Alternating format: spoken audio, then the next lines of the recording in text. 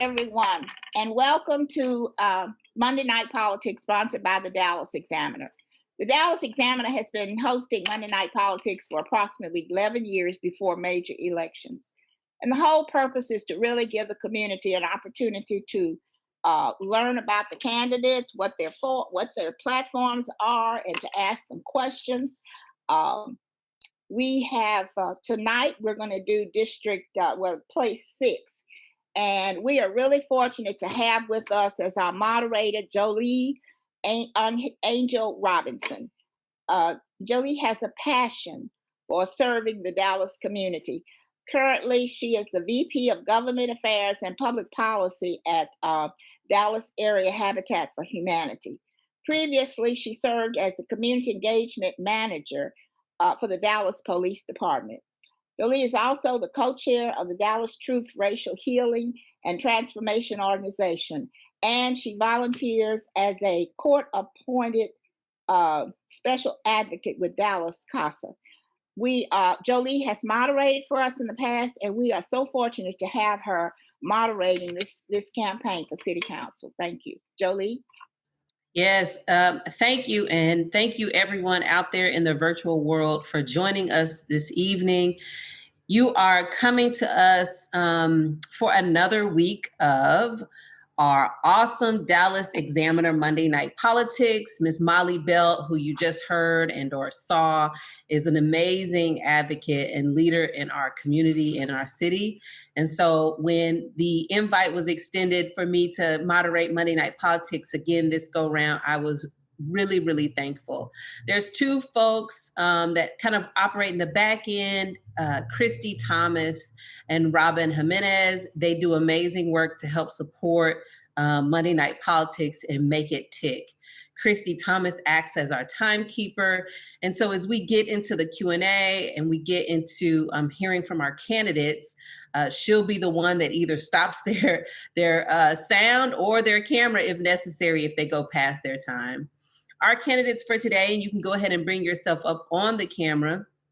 Our candidates that have joined us this evening for Place 6, known as District 6 for some of us, is Councilmember Omar Narvaez and Ms. Monica Alonso. At the beginning, we'll give them each 2 minutes to answer their question. Then after that, they'll give their formal introduction. Then after that, each question I'll still give you about a minute and a half, since it's the two of you joining us this evening. If you have any questions, please be sure that you have it in the Q&A section. I try to review that regularly to see if there's some questions that are kind of bubbling up. So again, I have no specific order that I go in. I'm going to go back and forth. I will now call you for your first name from here on out, just so that we don't have any more confusion. And so 2-minute introduction, whatever you would like to say about yourself, where people can get information about you and your platform or anything like that. I'm going to start with Ms. Monica. Thank you, Ms. Jolie. Ms. Molly, thank you very much for this opportunity. It is very important that we share all the information of what is going to be coming before any election, and you have been very instrumental, especially in the Dallas City Council. So I wanted to personally thank you. And I know that we've been involved in so many different occasions, and I looked forward to seeing you again and saying hello virtually, because it's not possible right now in person. So I send you many blessings. Of course, I'm very happy that you have both your vaccines, so that's good. We want to take care of all our seniors. Ladies and gentlemen, my name is Monica Alonso. I'm a candidate for Council District 6, and I come before you to ask for your support for opportunities to be able to represent you. I want to represent you, not be a person that is only going to be there for a photo op or be able to be ready to sign any letters or memos to be able to bring any conversation towards the city council. I want to be there for you, especially in the times of crisis. As you all know, we are going through a pandemic, and we went through the storm earlier, and I think that was something that we needed to take care of right away. And I believe that And I'm ready to take action for a positive impact in making sure that all the residents of Dallas City Council District 6, 40.8 square miles are represented all the time, not a select few depending on what the issue are, but every time. So I thank you for the opportunity. Thank you so much. Omar? Thank you so much for having me here today. I'm so excited to be on Monday Night Politics once again. This is one of my favorite events that happens. I tune in regularly when there's virtual things. My name is Omar Narvaez. I am the incumbent. I'm your councilman in the city of Dallas, District 6. I'm about to complete my second term. And the reason I'm running again is because experienced, effective leadership is extremely important at Dallas City Hall. What you all know is that I have been your champion at Dallas City Hall when it comes to the big issues, when it comes to having a voice at Dallas City Hall. As you all know, 4 years ago, the reason that I had to run is because we had no voice at Dallas City Hall. We had ineffective leadership. I have changed what happens at Dallas City Hall when it comes to District 6. The biggest compliment that I get is when my colleagues, when city staff, when people out in the community, business leaders, activists tell me that District 6 residents are involved and they're impassioned and they feel empowered. And that excites me. Why? Because they didn't have a voice before and now they do. We educate them on the issues. We make sure that everybody knows what's going on.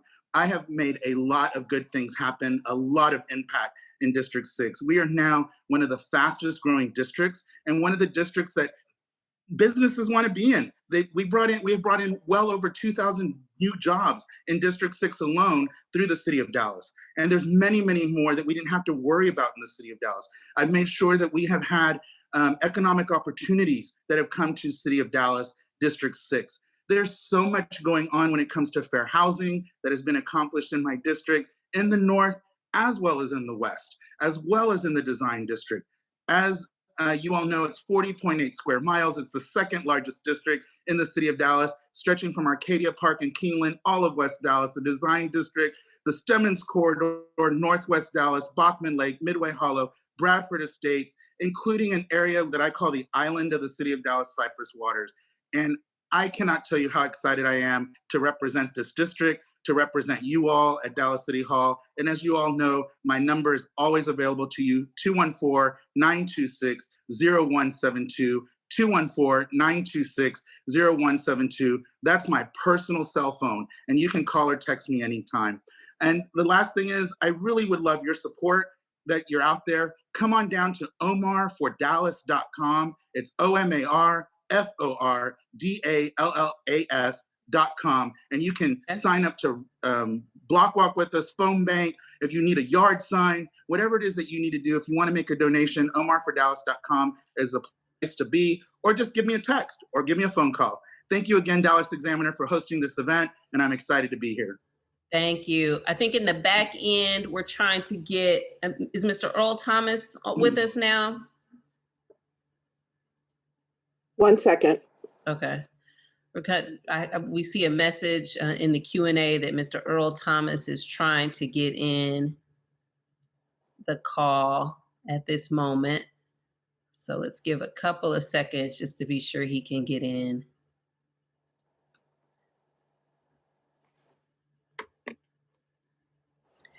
I'm going to do my short commercial break as we work to get Mr. Earl Thomas in. Hello, everyone. If you're joining, if you're out there in the virtual space, my name is Jolie Angel Robinson. I have the esteemed pleasure and honor, thank you from Ms. Molly Belt for the invite to be the moderator for this evening. I tell people I feel like the Miss Frizzle on the Magic School Bus when it comes to talking all things like Dallas politics during this time. This is the Dallas Examiner, and this is what they do. Traditionally, the Monday Night Politics is held at the African American Museum. They are one of the sponsors, one of many sponsors that we have. I'm going to put all of the sponsors in the chat so everybody can see that as well. It's an awesome opportunity to support the work out here. We have the Commish Radio Show, of course. We have St. Luke. We have African American Museum, as I said before. South Dallas Business and Professional Women's Club, the North Texas Cluster of the Links, and the Dallas Black Chamber of Commerce, just to name a few.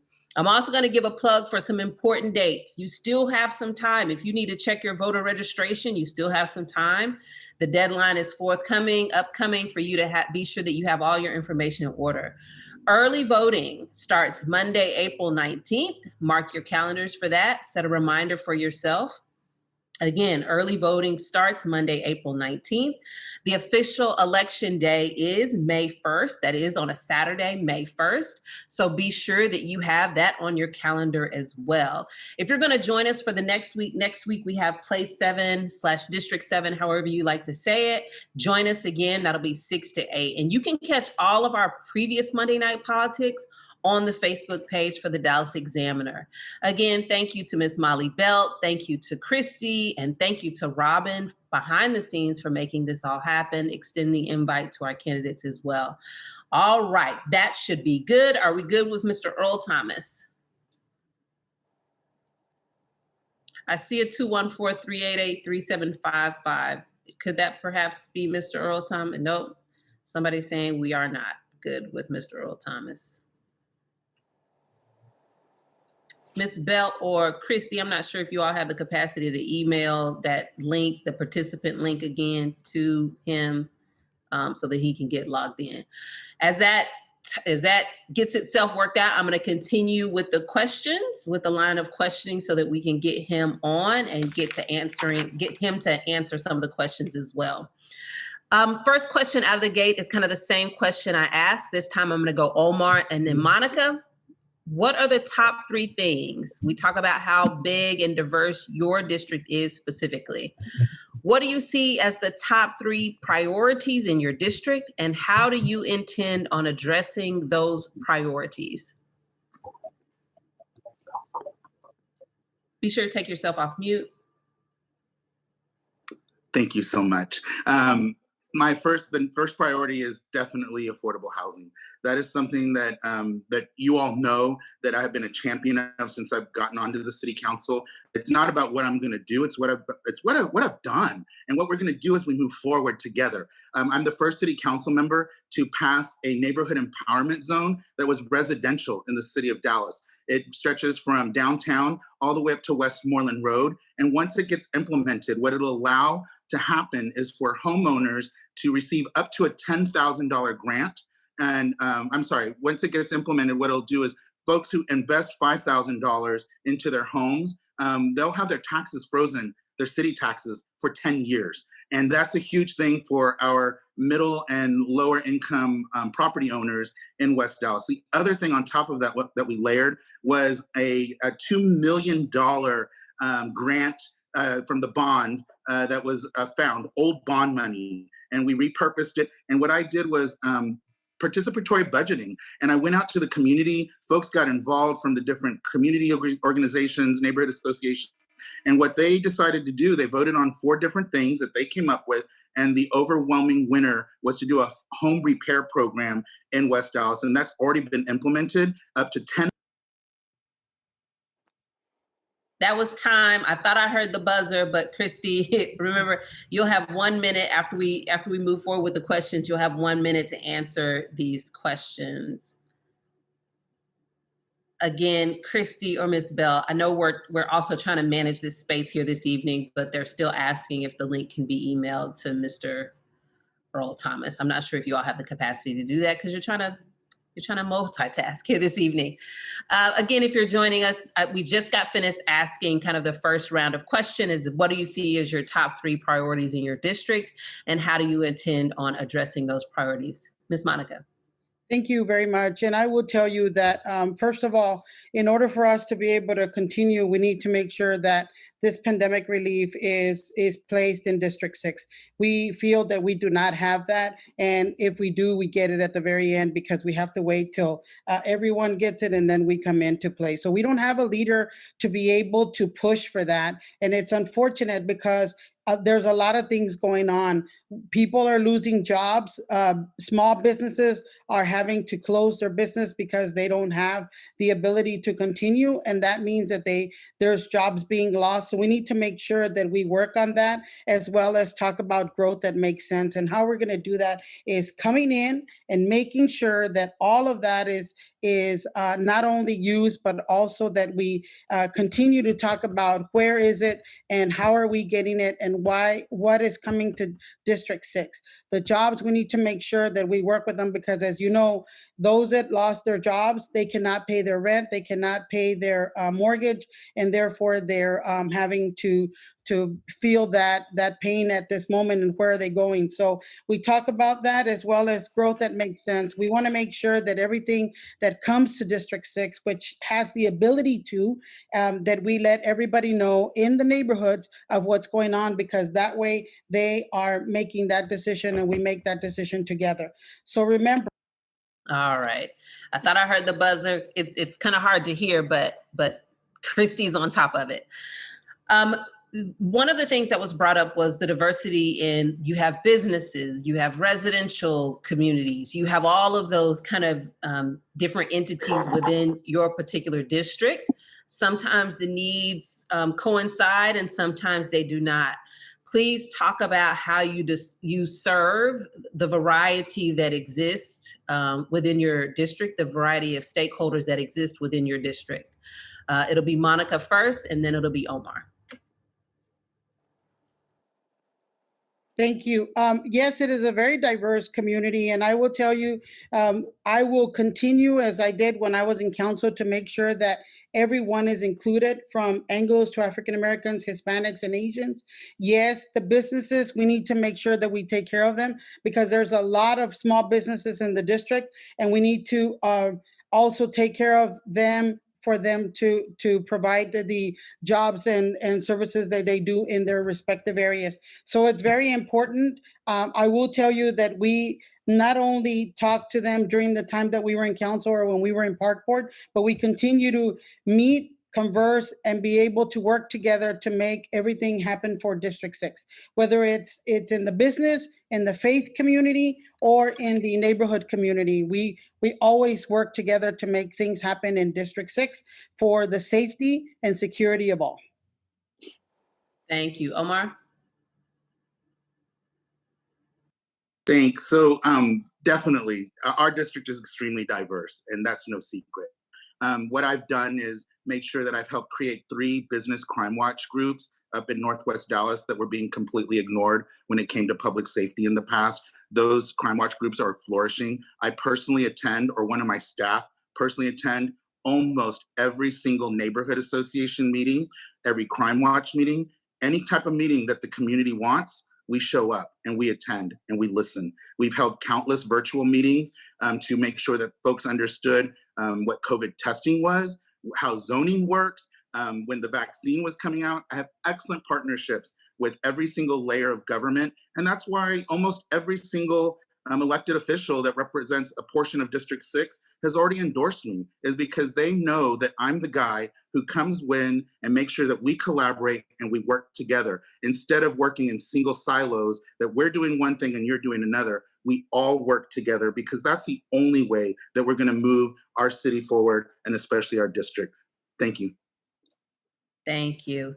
I want to know if you can describe the unique qualities or traits that you have that make you the best candidate, that make you the best choice. What unique qualities, traits, attributes, projects, policies, what's unique about what you would bring to the position?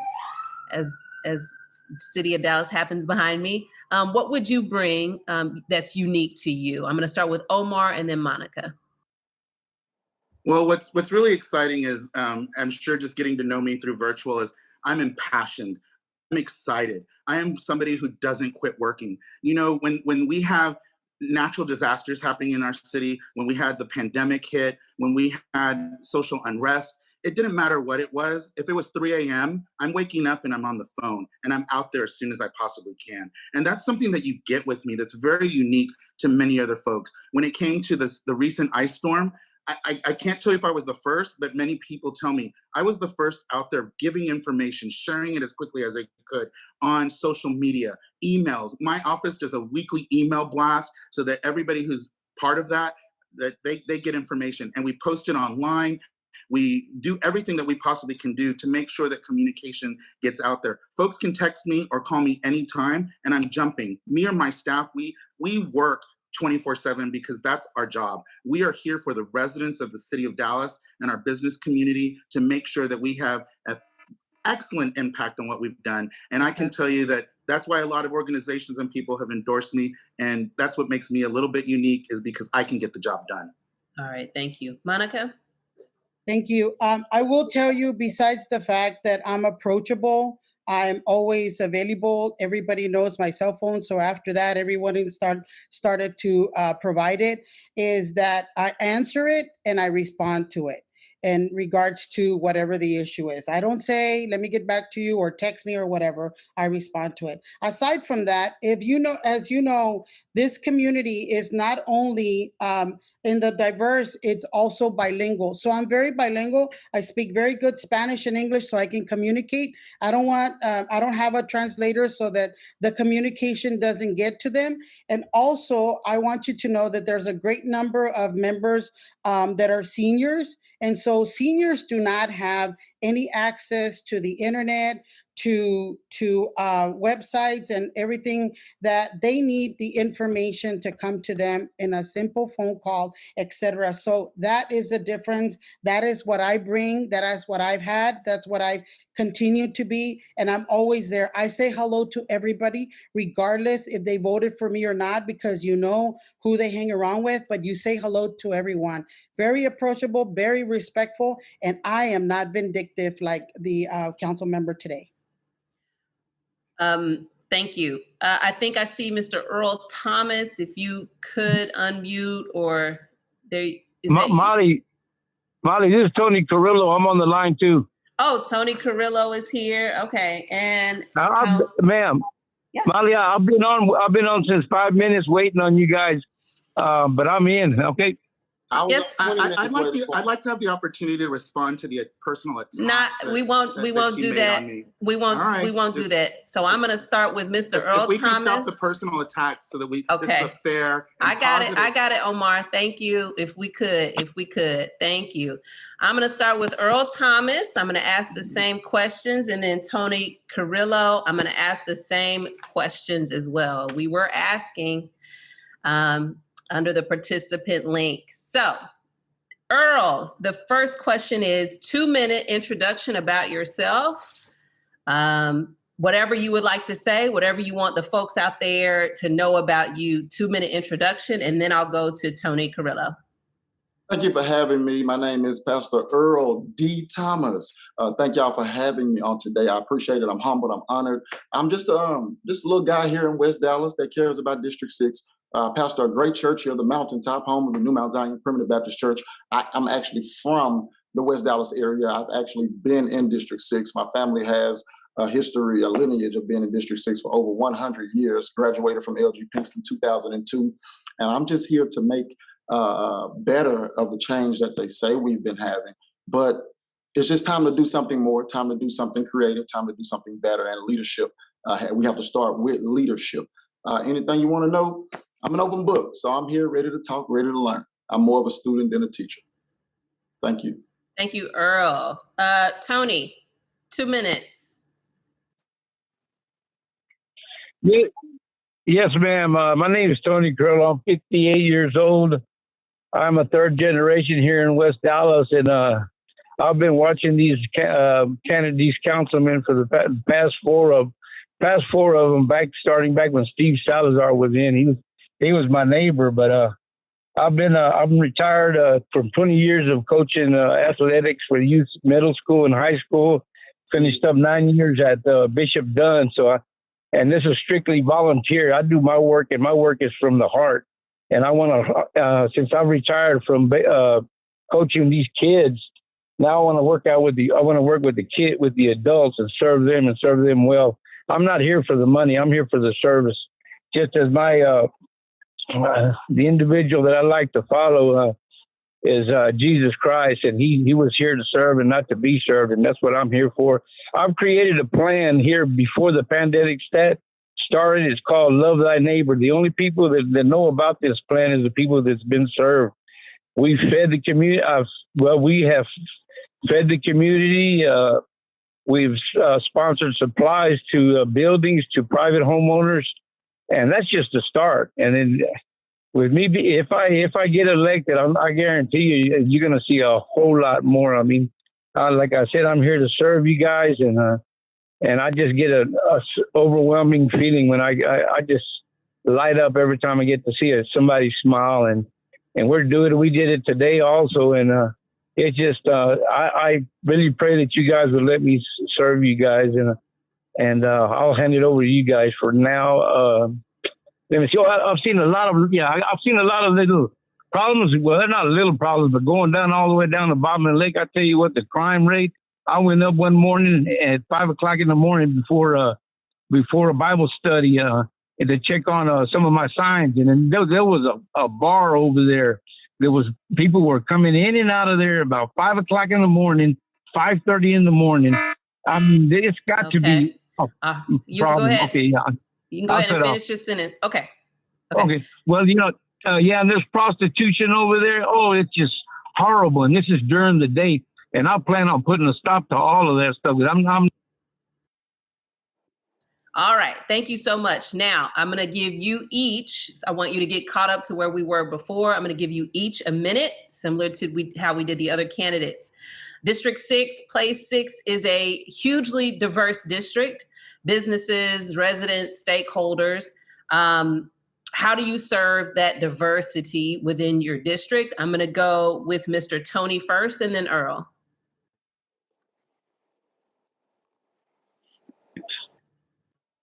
Okay, well, one of my best friends over there in West Dallas, I've known him for like 40 years. He's out of Louisiana. He's one of my fishing partners, and he knows everybody down there in the district. And I see how the level is on their houses, and I intend to work with everybody. I mean, I like Bishop Dunn is majority African American, and we had a few Hispanics, a few Caucasians, but I've been at Bishop Dunn, Pinkston, and worked with kids all over the place.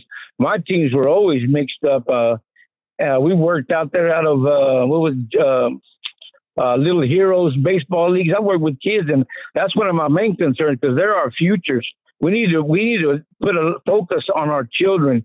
That's the future of West Dallas and Bobman Lake and the area all the way down there. I mean, we need to get plans, and we need to work with these kids and there's a lot of single parents over there too. I ran into one time when I was visiting a friend. A little kid was over there. He had been a runaway for 3 days, and this little kid was at that lady's house, and they didn't want to be at the house.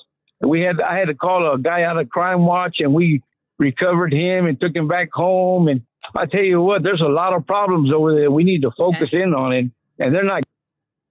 All right. Earl, if you want to take a step off mute. There we go. Could you please repeat that question one more time? Yes, I will. And I do ask so that I don't have to repeat a whole bunch of questions. If you can write it down or jot it down or have your staff folks assist you just a little bit in supporting on that one. But it's you have a very diverse district, businesses, residents, stakeholders, faith-based community, whatsoever it is that makes your district diverse. How do you see yourself serving that diversity within your district? Well, it looks diverse from the outside. It's not as diverse as you would say from the inside. Why? Because I'm in here. Let me just say, Black people we don't get the same resources or access to resources. They are there, but the question is, how do we attain them? How do we get them?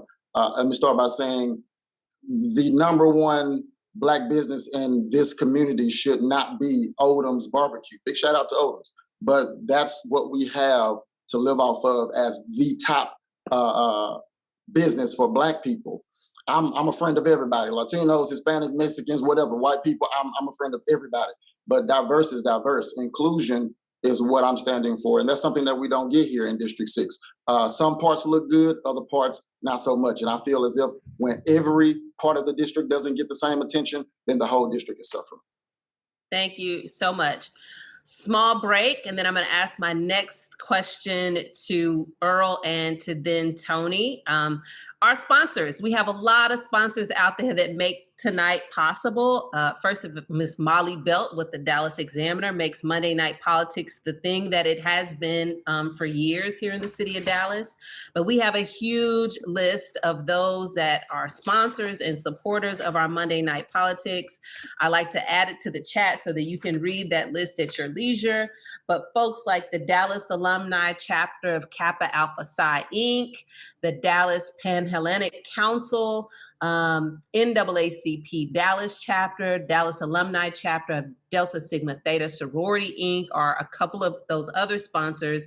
A couple of dates. I love to provide those dates for folks as you're watching, or perhaps you're watching later. Monday, April 19th, early voting begins. You still have, I believe that's dates until April 1st to be sure that you're registered and your information's up to date. And then the official election day is Saturday, May 1st. You want to jot those 2 dates down so that you don't forget them. Last question that we're going to have Earl answer and then Tony answer, and then we're going to move forward with everybody together, and I'll jump around as I was doing previously. What unique traits do you have, would you bring to the elected official position if you are elected by those within your district? What makes you stand out? What policies, what attributes do you have that differ from others? I'm a born leader. I'm not a politician. I believe that that's what's wrong with the world today. That's what's wrong with our cities. That's what's wrong with our communities. We have so many politicians deceiving and misleading the people. There's no transparency. I'm transparent.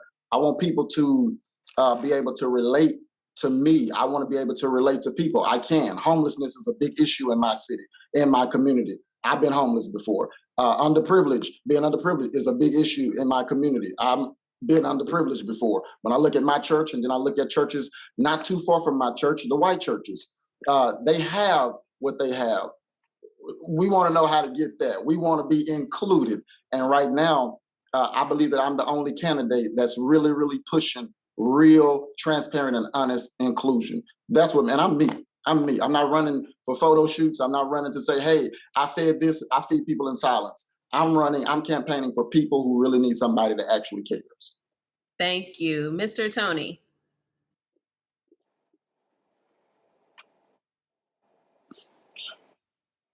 Okay, here I am.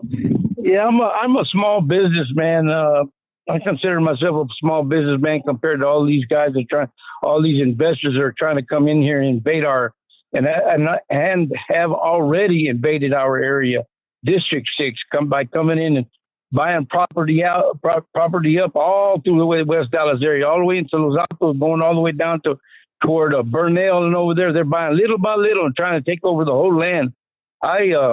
I've been to these forums and I've talked and I've heard, and that's why I don't get supported, because I'm for the community. And I expect that we came into this land and we settled this land. This is our land. And they want to give us what, $100,000 per property, 100.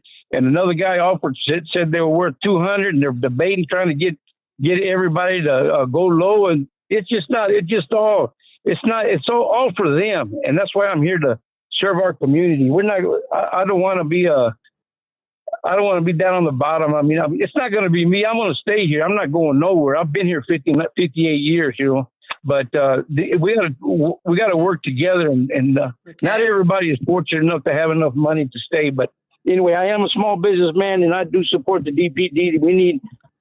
Okay, that's your time. Okay. So as we move forward with all candidates now, because everybody's caught up with the same questions, I'm just going to reiterate, no personal attacks. Monday Night Politics is about your policy and your stance and what you will do for your district, period. That's all we want to hear. That's all those out in the virtual space want to hear. So let's keep it to that, or our lovely Christy Thomas will mute if that comes up. So you asked us the top three things, and you didn't ask it. Oh, thank you. Thank you for keeping me on track. I will be sure to do that. You're hearing this evening from Omar Narvaez, Monica Alonso, Earl D. Thomas and Tony Carrillo. Thank you for keeping me honest. Top 3 priorities in your district. Top 3 priorities in your district, and how do you intend on addressing those priorities? I'm going to go with Tony first and then Earl. Top 3 priorities in your district, and how do you plan on addressing those priorities?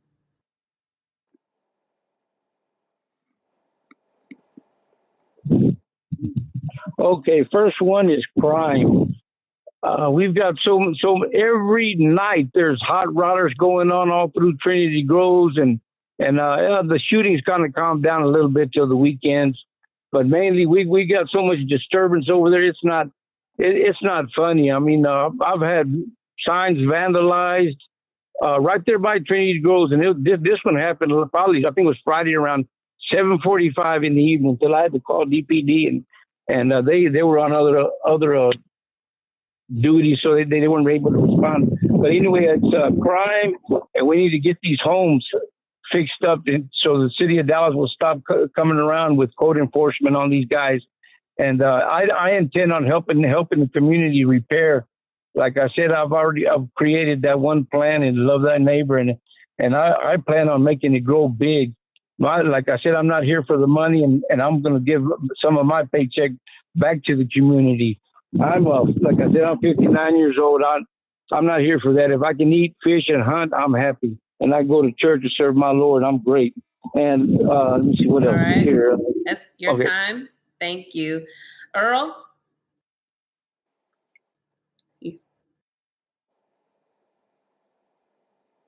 There we go. Inclusion. Top 3 priorities. Homelessness. There are too many homeless people on the street. We got to give people stuff to do. They say the crime rate is high. Here it is. Take the homeless people off the street. They're the people that's doing the most drugs. You put the drug man out of business. You bring businesses into the community for people in the community, not people across the town to come across town to come in and work in those businesses. We give the people of the community something to do, and that makes our community stronger. Number 3, inclusion. What we have to do as a strong community and to be better is invest in what we have here for public safety. Even at my church, we need better, safer places for our kids. It's people going 60 miles an hour down a 30 mile an hour street. It's terrible. Those are the things that we need. A lot of crime happens because we don't have a good line of communication between us and the police department. That could be settled if we create something for the people of the community to do. Thank you. Now I think I'm all caught up. One of the questions from Q&A, and I know it's a question over the years living in Dallas that we hear a lot, probably for District 6, West Dallas, usually most specifically, and that's the conversation around displacement. And so the question said, what would you do to impede the gentrification that is going on in your district? Since I'm the moderator, just a little notification, like, instead of just gentrification, but it's gentrification that leads to displacement is usually the top concern. So what would you do to impede the gentrification that leads to displacement that is going on in your district? I'm going to go Omar and then Monica. Thank you for that question. So what we've already started working on is when we passed the neighborhood empowerment zone. I'm the first council member to do that. Is neighborhood empowerment zone 10, which is from basically downtown all the way to Westmoreland. And folks in that area, that census tract, can invest $5,000 or more into their home, and their city municipal taxes will be frozen for 10 years. After I got that passed, we were able to pass 7 more across the entire city of Dallas. The other thing that I did was I was able to take $2 million from bond money that hadn't been spent from previous bonds. We put it together. It's an equity bond. And what is now able is it's already been started. And those folks are able to register, and they can receive up to $10,000 grants to help repair their homes. And that's for all of West Dallas. And what'll happen with that is if they get that grant, or they get a grant from a nonprofit, or they do it themselves, they'll end up qualifying as well for that neighborhood empowerment zone. So it's kind of a twofer. You get your home some repair, and you're going to be able to freeze your taxes, and that'll help stop displacement in West Dallas. All right. Thank you, Monica, and then Earl.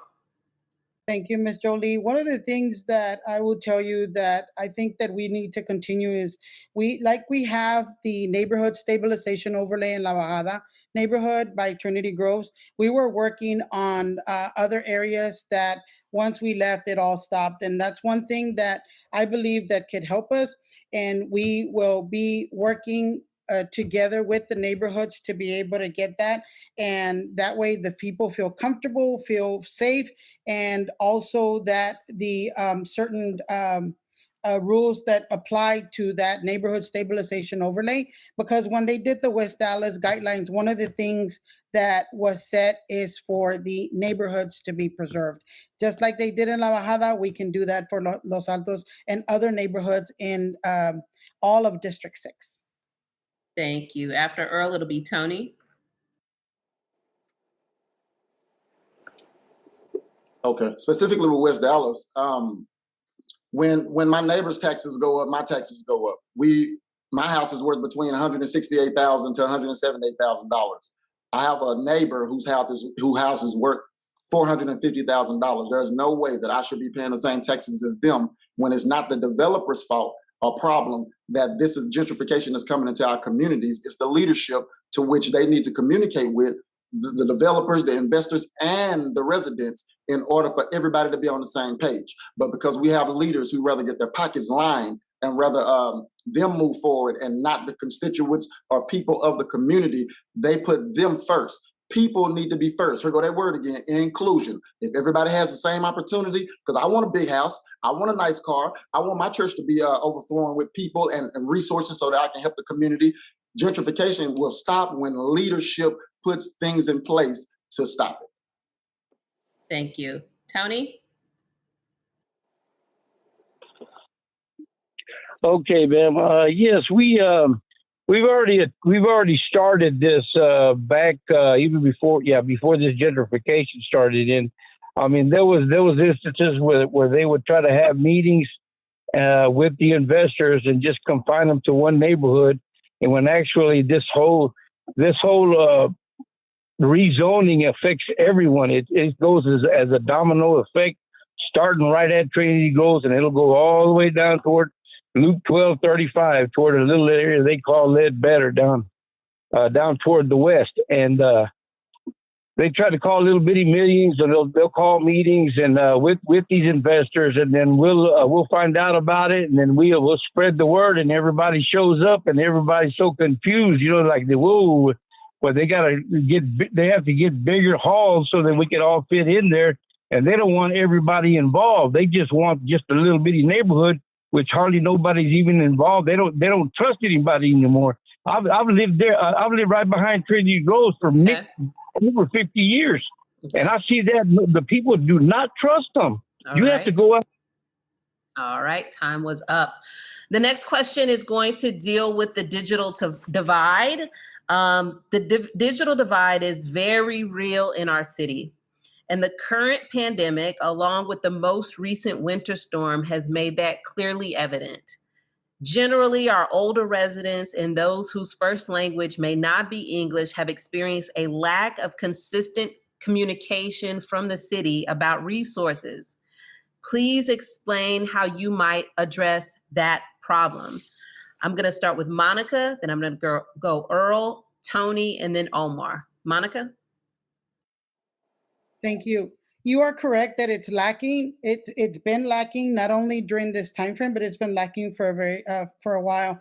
And I will tell you that this is something that I was explaining or sharing with you earlier, that yes, you are correct that seniors don't have internet, they don't have Facebook, they don't have emails. So how do we communicate with them? There's two things that we were working on, and that is something that I will continue to converse with staff so that we could be able to get that. It's the reverse 911 that is not available at this time, or it doesn't have enough numbers for us to be able to share with the constituency, and that is something that we were working on. The other part is that, as you all know, the city council members get a some funding for their office. So sending a note to them so that they know what's going on. I know many don't want to spend it because they don't want to share the information of how, but this is All something right. that it's for. Okay. Thank you, Earl, Tony, and then Omar. Take yourself off mute. A tough one. I thought you were supposed to do things like wireless hotspots, students. These are ways that we get to our seniors. Our seniors are, of course, they're not our future, but they are the ones that lay the foundation for these students to get jobs. That's a job. You get a student to go to a senior's home or wherever they are and help them stay in contact, stay connected to society and the ongoing levels of digital and virtual things. That's a job. This is what the Help Center provides. I have an initiative called the Help Center Initiative, and we have vocational programs to teach young people things like that so that they can thrive in their elements and not keep everybody left out. Information is not shared to the majority of the people that's inside of the community, and this is why the divide is so great. Thank you. Tony? Okay. Yes. Well, I've already been doing that, like I said, on my own, and only these senior citizens. All you have to do is be in contact with them. I mean, like I said, I live there. I drive through there every day, and if you live there, you're going to be like a neighbor, and you'll talk to them every few days. I mean, all it takes is nothing but personal contact, friendship, being a neighbor, and that's all it takes. It doesn't take emails, and all you need to find. You know, I'm going to unravel my what it takes to do, but it's common sense what it'll do. I mean, I shouldn't have to tell everybody what to do. I mean, it's very simple. The only reason I don't want to get into that because then I'm going to give it out, and then if I don't win, then somebody's going to do it, and then there I am sitting here not being in office. But anyways, common sense will tell you what to do. I don't want to have to tell you. I've been doing it already for over a year and a half, and it's simple. I mean, people are making it too complex, but all you have to be is a neighbor and a friend to somebody that knows other people. It's a piece of cake. It's not that hard to do, guys. You just have to want to do it. You have to love your people. Love thy neighbor. Okay. Thank you. Omar? Thank you for this question. I am so proud of the fact that we were able to approve $1 million for expanded hotspots that we can check out at our Dallas Public Libraries, including the Dallas West branch, which was one of the very first hotspot sites. And then we expanded it more in the current budget that we're using now. The other thing that we were able to do was we were able to expand Wi-Fi access at Nash Davis Recreation Center using the street lights. And so we were able to add Wi-Fi emitters so that we could give free Wi-Fi, free City of Dallas Wi-Fi to an expanded number of residential households that are immediately around Nash Davis Recreation Center, which we hope to be able to expand further and further. That is the goal, to have citywide free Wi-Fi access. The other thing that we've been able to do is literally right now, we are hosting a Spanish 101 for zoning. Unfortunately, I can't be part of that because I'm here with you guys, but my staff is there, as well as Councilmember Jaime Resendez and Mayor Pro Tem Adam Medrano. So we're hosting that right now. Seniors, we actually had a workshop for senior citizens so that they could learn how to download Facebook, learn how to get a Facebook account so that they could be connected. And I can't tell you how many of them told us that they really appreciated it because they were. Thank you. Plug right quick. Our sponsors are fantastic. Thank you to all of those that have done the work and supported our Monday Night Politics efforts. I'm going to go the other way. There's a question I saw in Q&A. A couple of them talks about Shingle. One talks about Shingle Mountain. The other question talks about environmental cleanup of contaminated sites. I'm going to roll that all into one, kind of the conversation around environmental justice. What does that look like in your district? How do you ensure that incidents like Shingle Mountain and other things that are currently happening in our city and happened historically around environmental justice? What would you do if elected to that position to ensure that that type of stuff doesn't happen, and or we mitigate the things that have happened in the past. I'm going to start with Omar, then it's going to go Tony, Earl, and Monica. Thank you. I'm proud to be the first ever chair of an Environment and Sustainability Committee for the City of Dallas that Mayor Johnson appointed me to be the chair. We, almost a year ago, we passed the first ever CCAP, so our climate action plan. When it comes to Shingle Mountain, behind the scenes, because there were lawsuits, myself along with Chairman Atkins, we worked diligently together. And as of this day, a couple of weeks ago, 2 or 3 weeks ago, Shingle Mountain is no more. It's gone. It took too long, far too long, but we got it accomplished and it's cleaned up. What we're working on now is that code enforcement officers will check on environmental issues when they get out to any type of issue that they're checking up on. These are the types of things that we can do to stop any of these things happening. And I completely support the community trying to get GAF closed down in West Dallas on Singleton Boulevard. Thank you. Tony, Earl, and then Monica.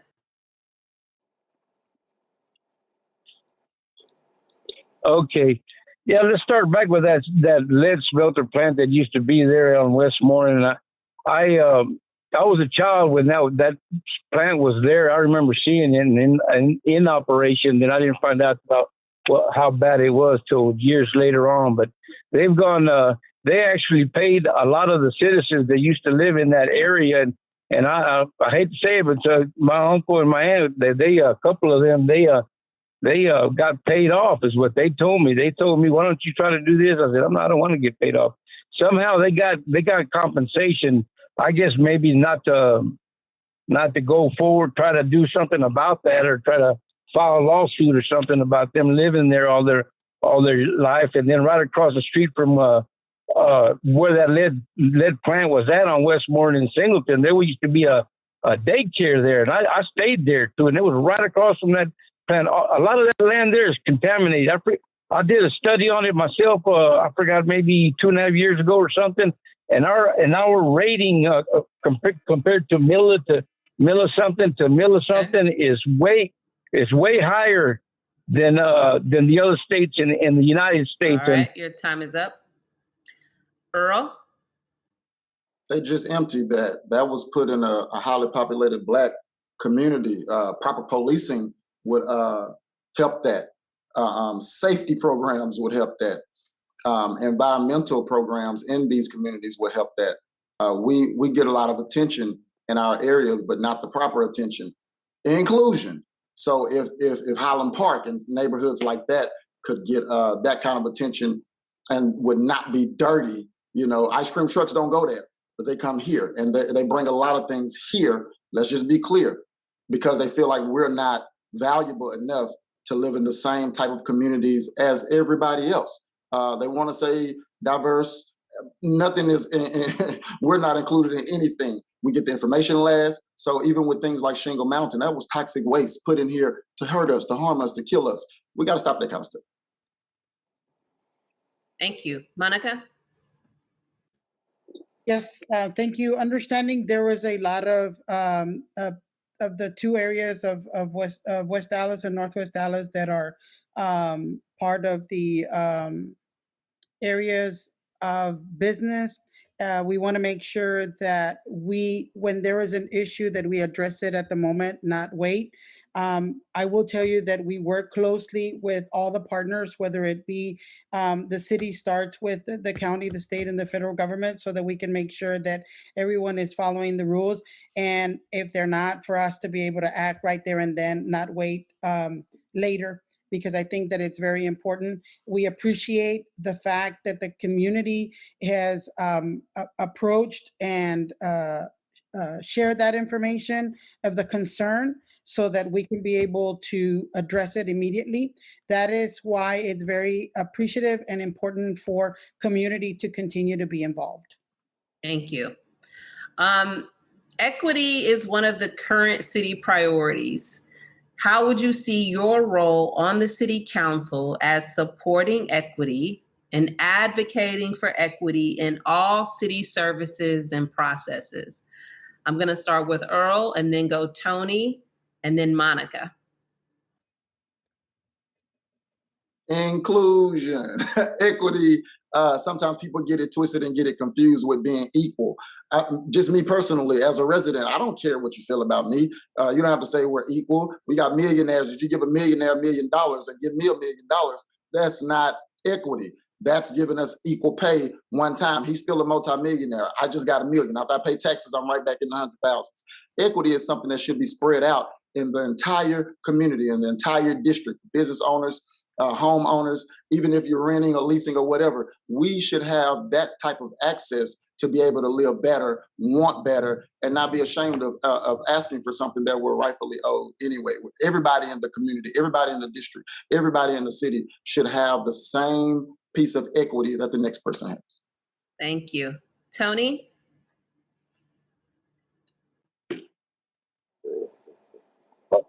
Okay, when you say equity, are you talking about you want to disperse it between the community, or what our personal equity that we have?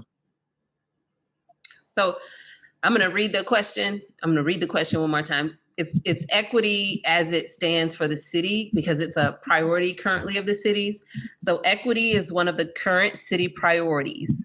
How would you see your role on the city council as supporting equity and advocating for equity in all city services and processes? Okay. Well, yeah, I would focus mainly on the individuals that have the lowest income, because they need to catch up, and they need to be up at a better level to help them improve their homes, their lives, and their children. And equity, I mean, us as homeowners, I have 4 properties there in District 6 and 1 in District 1.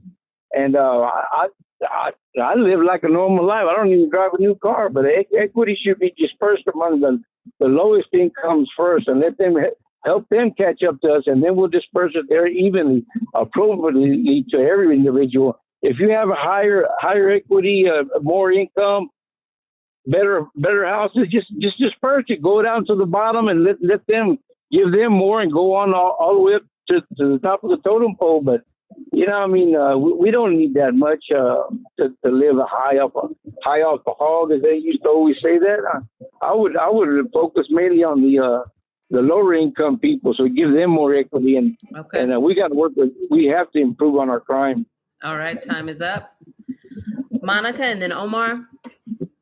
Thank you. I would definitely support it. I think it's very important for us to continue to advocate for all. When there's a contract, when there's an opportunity, funding, anything that has to do with the city of Dallas and the services for the constituency, it should be equal. It should be coming in at that moment. So I strongly support it. I strongly support making sure that we have all services available for all of the constituents of District 6, regardless of color, regardless of areas, regardless of male or female, or regardless of the how do I say it?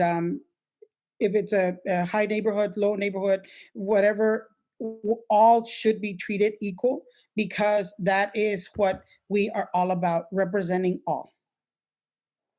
Thank you. Omar?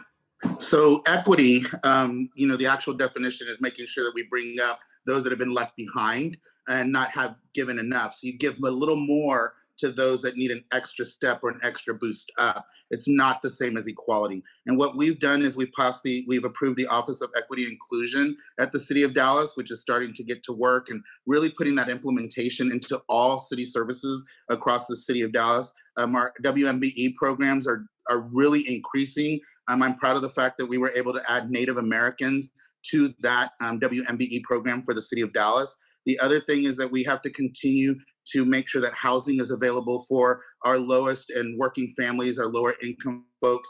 And I'm proud of the fact that I worked really hard to make mixed income housing happen. And I was the first council member to approve a 10% complex where 5%, this is the first time it's happened without it being attached to TIF, where we're gonna have 41 to 60% of area median income folks are gonna be able to live in a building literally next to the levees and have a downtown view, because even lower income folks deserve to have a view. And that's bringing equity to everything we do. Thank you.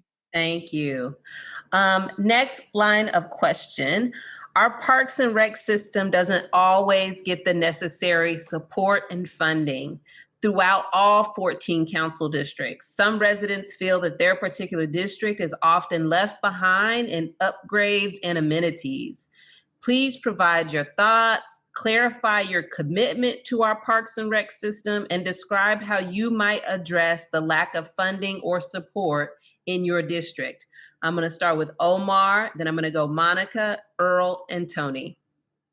I love this question. Our parks have been ignored and neglected for far too long. In the aquatics plan, when I got onto the council, West Dallas was completely left out. And because of the 2017 bond, I was able to put $12 million worth of discretionary funds into our Dallas parks in West Dallas. And now we have 2 splash grounds, one at Nash Davis Park and one at JC Zaragoza Park, in order for our families to have a place to play and have fun. And I also, next year, we put, thanks to Mayor Pro Tem Adam Medrano, we combined some of our equity fund, our discretionary bond money, and we're gonna be opening a regional aquatic center about 7 years early at the Bachman Lake Park. And we have many other projects that are about to get going in the next couple of years at several parks across the entire district. Thank you. Monica and then Earl.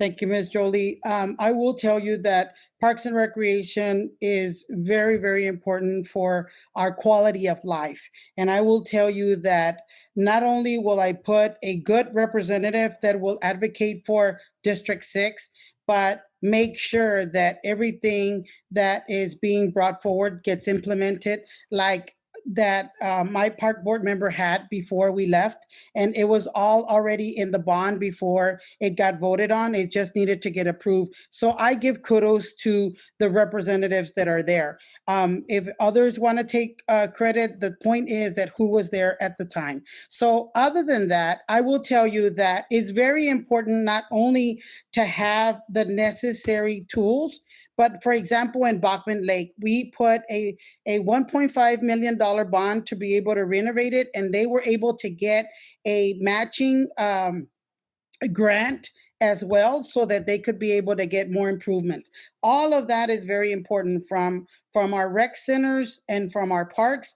All of them in the whole district are very important for our quality of life. So I'm strongly supportive, and I will continue to be strongly supportive in making sure we have a good representative that represents all. Thank you. Earl and then Tony. We need updates. I put a nail in my hand putting the park at CF Carr Elementary where I first started grade school. I watched as they closed down the swimming pool at what it is now, Maddie Nash Myrtle Davis. It used to be Northampton. My mom took me to that park. My granny took my mom to that park. I took my son to that park. Me and my siblings grew up going to Nina's Martinez and JC along with Northampton. So these are the things we need to do for our children, for our kids. Splash parks and all of that's good, but what can we do to add on to the experience that we had? Because when we went there, we felt like that was a great meeting place for kids. Yeah, it's a lot of grown people at a lot of the parks now, but what do we do to better enhance our future? We got to include these children, because they are the ones that's going to need things like that. Even in COVID, we don't have anything for them to do, so we need to create some stuff for them to do, and it should be for the residents. Okay, thank you. Tony? Yes, I mean, yes, like I said, I've been 20 years as coaching, sponsoring, and managing youth. And then Maddie Nash there, we practiced there probably 8 years, supported that field, supported JC Zaragoza with no irrigation over there. I mean, one of my number one focuses would be to fix those, get us an irrigation system. And even if it costs me out of my own pocket, I'll get that thing done. There's a lot of organizations throughout the city of Dallas and throughout the nation that will help youth. We need to improve the youth. That's what our recreation centers were built for them and our senior citizens, to bring people together and build strong bodies and souls. And we need to focus on that bad. I mean, this aquatic system, that's good for kids to play around with, but we need to focus on education, building a strong body and mind, and give them vision on a future. Work starting at a youth level, at elementary level, and keep going on from there. Because I'm very disgusted with some of these fields. I'm a vice president of the Mexican American Baseball League. We have over 200 players, and we support the Parks and Recs all over the city. All right. Thank you so much.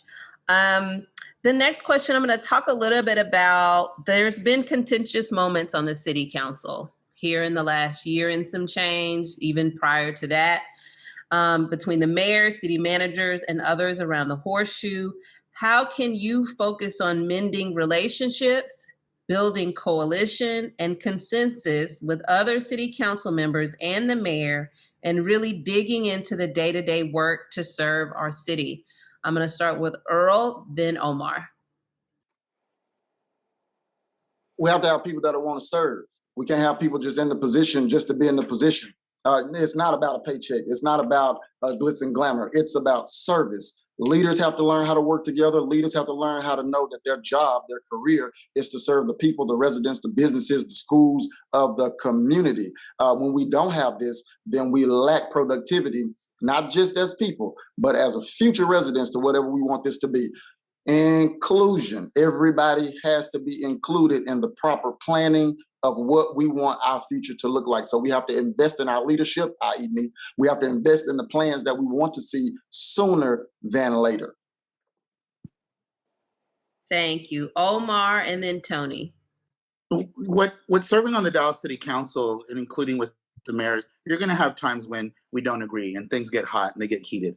And that's part of politics. That's part of governance, is because you have 15 people that are impassioned about whether it's their district, a certain issue, but this great city.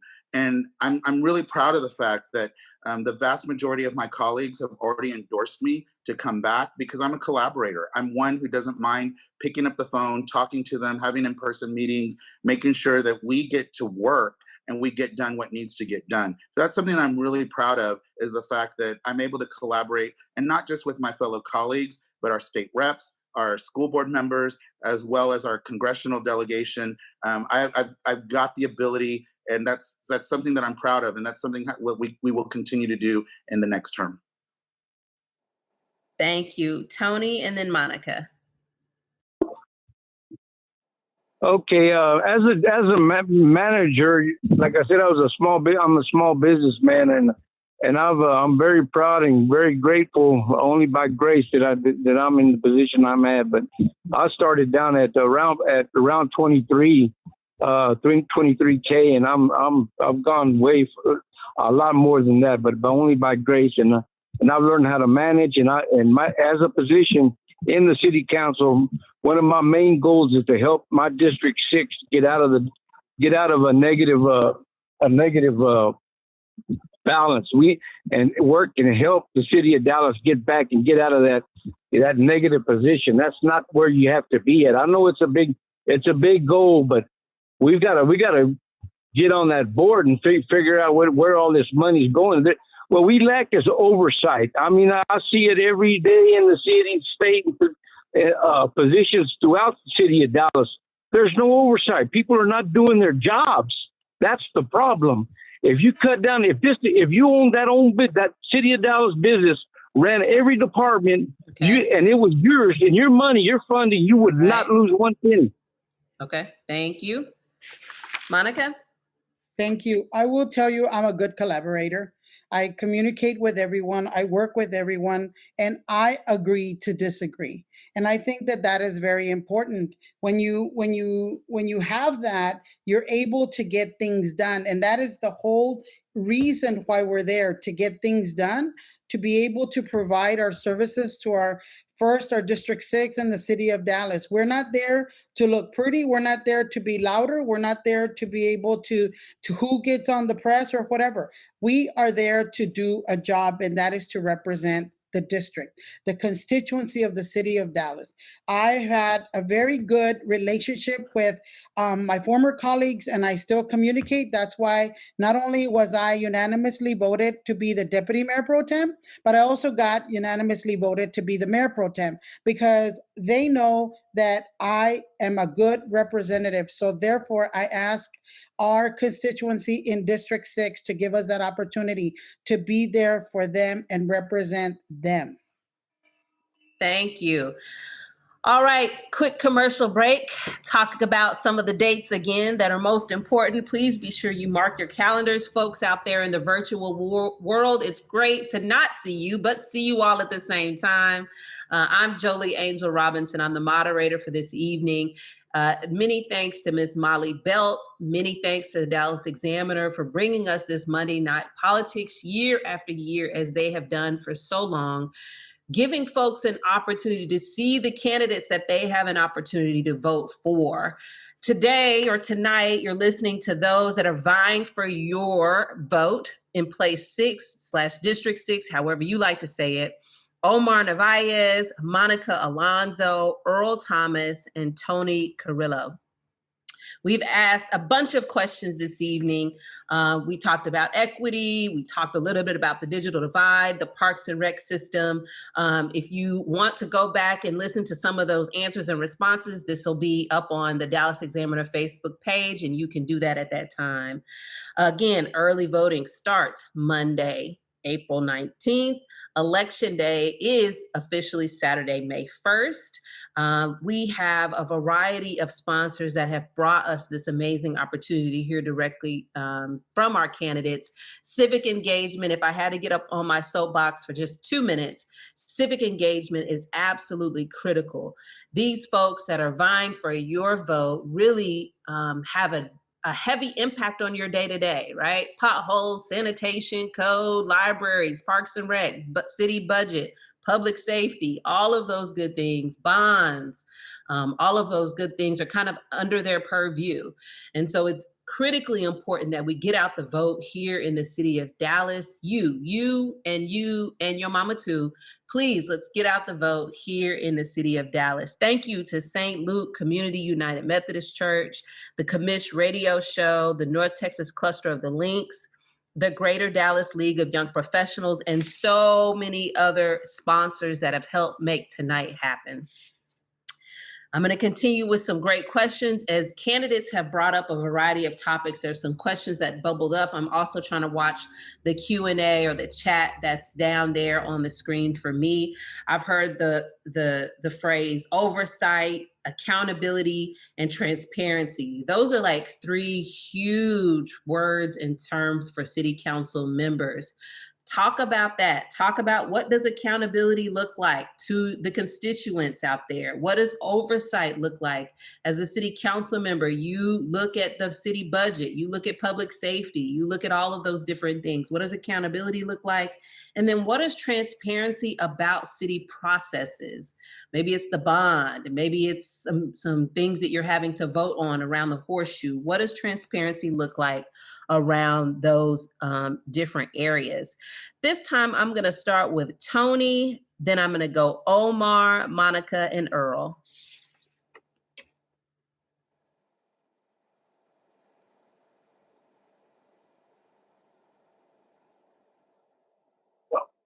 Okay, you there? Yes, sir. I hear you. Oh, okay, I'm sorry.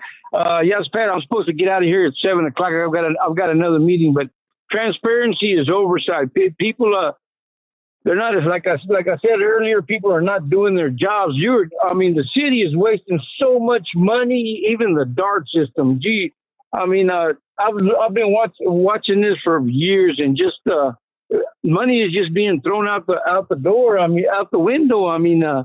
And the bad thing is that nobody's seeing it. I understand that we have to give employment to people and things like that, but you have to manage this. Like I said, you have to manage it like if this is your own personal business.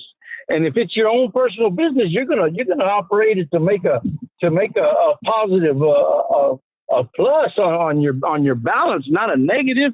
And this city of Dallas is not doing it. I've seen it back in the newspaper many years ago where they actually caught the people just goofing off underneath trees and just killing time. You know, you gotta cut that out. That's just wasted money. Money that could go to better things to improve our community. It's just not being done. I mean, you got to put your foot down, even in DPD. I mean, there's the detectives when they did that bad investment for the. Okay. All right. Time was up. Omar and then Monica. So accountability, that you just hold us accountable, ask us questions, you know, and make us respond to them. You know, when we vote, when we have issues coming up, you know, don't be afraid to do that, please. That's what accountability is, but also us holding the city manager, city attorney, and every department accountable to that budget. Oversight is making sure that, you know, we have our nose to the books, what's going on, reading our agendas, asking the tough questions. You know, sometimes it's not so tough, but making sure that we ask questions and we continue to work with our city staff and get that information out to the general public. Transparency. Everything we do in the city of Dallas is available on our website. We've created dashboards, which I'm very proud of, so that people can see exactly what's going on in real time and what's going on so that you know what's being spent, how it's being spent, where it's being spent. And you also have the opportunity to make sure that we know whether you like that or you don't like that. Thank you. Thank you. Monica and then Earl. Yes, ma'am. I think it's very important for us to, when we're at the Horseshoe and as council members, we are the ones that are responsible for everything that happens at the end of the day. And we need to make sure that we let people know what is it that we did, and we account for that, and we show if it was not done correctly. Because I am not going to blame the city manager. I'm not going to blame anyone of the staff, because at the end of the day, they recommend it to us. We decide if we vote on it, that's what we did, and we need to show that. So we need to make sure that that continues. We are transparent so that our, not only our constituents, but all our taxpayers are aware where their tax dollars are going to. And that is something that we need to account for all the time. Thank you. Thank you. Earl? Oversight is one thing that I take really, really heavy. It's important. I'm a pastor. When the ice was here, when the ice hit and them folk did this to all the residents, my church had busted pipes. It didn't matter if a deacon or one of the brothers at my church came out, I had to make sure that it was done. If the carpet tears up, I have to make sure that it's replaced. As a city councilman, as a leader, as a servant leader of the community, we have to be accountable. We have to be present. We have to be there, not just during election time. That's deceiving the people. That's misleading them. Transparency. They have to know what's going on through us. They shouldn't just look for people in the community, leaders in the community. We as leaders should be the ones on top of everything. Whoever is elected, we got to communicate with the residents. If we don't, we'll always be left behind. But here's the problem. Here go that word again. Inclusion. Some people get the information. Some people get a heads up. A lot of other people don't. Okay, thank you so much. Here's kind of your time. We're not quite towards the end. I think I heard Tony, you might have to leave, but this really does go till 8. Door-to-door issues is what I call them. As you've been out block walking or making those phone calls during this campaign season, or even prior to now, there's some issues that bubble up, right? There's some stories about what some of your folks are going through that may not be in those top 3 priorities we talked about at the beginning, but I call those the door-to-door issues. Lift up a story, lift up something that you've heard. A pain point is what I call it, from a community member that you yourself are like, I can do this to help serve them in this way. And so I'm trying to be equitable in how I'm going in the order to ask these questions. So I'm going to start with Monica, then I'm going to go Earl, Tony, and Omar. Thank you, Ms. Jolie. As I'm walking door to door and asking for their vote personally, one of the things that I hear continuously is communication. There is no communication. And I think that that's important. I know that there's a lot of things going on. I know that there is especially right now, the pandemic, I understand, but they are like, we live here. We know what's going on. So why don't they tell us? Why don't they let us know? So that's very, very important. We need to make sure that we tell them, for example, when a street is going to be fixed for whatever reason, we let them know if the water is going to be turned off for a minute or an hour or two, that we let them know. I know that that was something that we worked on, and I want to continue with that and making sure that they are aware of what's going on in their surroundings so that they don't wake up and experience that and don't have not ability to get out. Okay. Thank you, Earl. And then Tony? We want to feel as if everybody is on the same page. When I come out of my door, I'm here in West Dallas, and I'm right here in the hood part of West Dallas, as they would call it. But when I make a left on Singleton, coming off of Puget, I'm going to Trinity Grove. I don't feel like I'm in the hood anymore. Now, I may be able to relate, but a lot of other people may not be able to relate. And so my people down here, they say, hey, Pastor, hey, E, hey, bro, hey, Earl, why don't we feel like this is West Dallas anymore? So we want to feel a sense of inclusion, relatability to how we walk outside of our front doors, and our roads are good as well, because even in front of my house right now, they tar them, but when I go to Irvin Boulevard, just right across the bridge in District 6, they redoing the whole streets. I want to feel like I mean the same. Equal value, equity. There it is, one more time, inclusion. Thank you. Tony and then Omar. Okay, yeah, the number one issue that I've heard throughout, going all the way down to Bachman Lake from West Dallas, is service. They call, they have a problem. They try to get a hold of their city councilman, and they don't get a call back, no feedback. And what was the other one? There was one more. And that was the main number one issue about that, the service. Oh, and that they're only come around when around election time. That's the only time you see them are coming around. Other than that, they're, I don't know, ain't no telling where. I don't know where. But anyway, that's why I believe you need somebody that lives in the neighborhood and is there every day. It can be reached, and not I don't know where everybody hangs out at or whatever. But you need to be a neighbor to everybody, you know. And that's the number one issue. Their service. They're not getting service, and they just don't trust people. They don't trust the councilman or the city of Dallas. They'll ask for some help on something, and the city of Dallas ignores them. Or if they own property, they want to give them a certain amount of funds for that property when it's worth a lot more, and that's complaints. Thank you, Omar. So I think the question was about, when you're walking, what was the highlight of things that people were saying, and something that it's like that we could do or what we did.